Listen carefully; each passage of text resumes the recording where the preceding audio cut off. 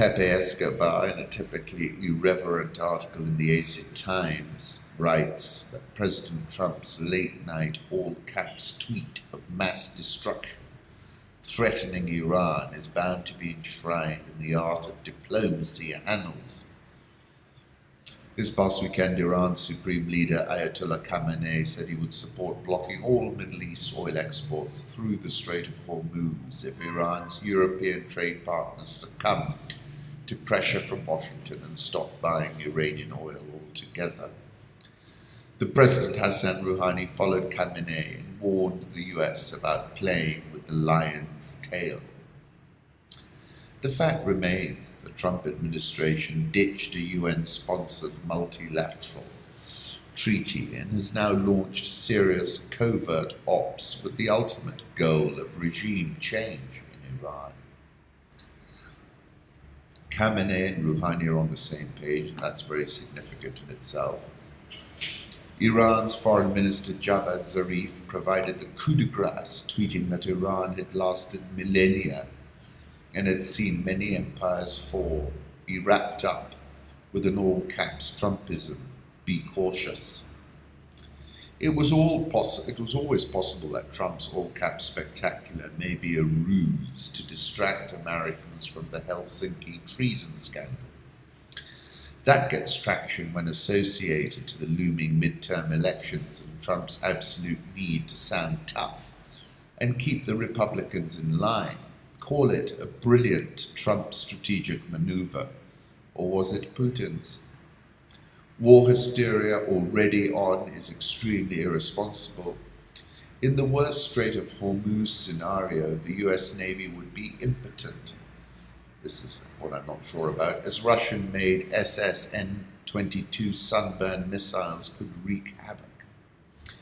Washington could only bomb from Al Udeid Air Base in Qatar or Incirlik in Turkey. Neither Qatar nor Turkey is inclined to antagonize Iran.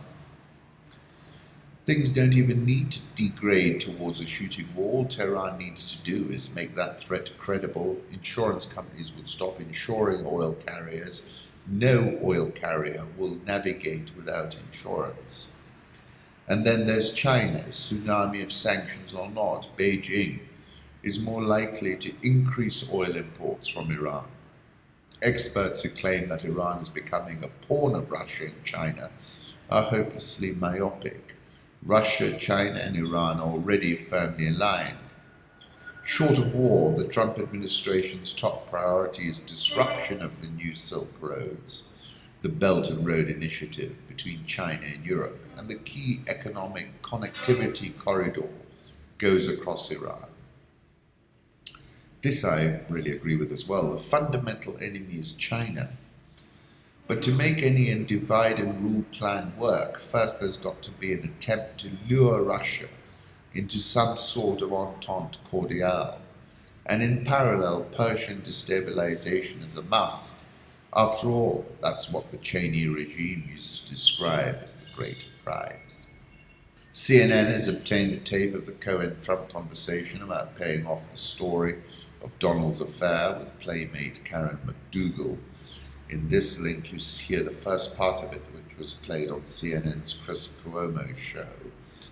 And that took me back to Groucho Marx, or was it Harpo, who said, "Who are you going to believe? Me or your lying eyes?" Donald Trump said he's very concerned that Russia will interfere in the upcoming congressional elections to help the Democrats. I thought that was great. Corker, talking about Trump threatening to pull security clearances, when you're going to start taking retribution against people who are your political enemies in this manner, that's the kind of thing that happens in Venezuela. I mean, it's a banana republic kind of thing.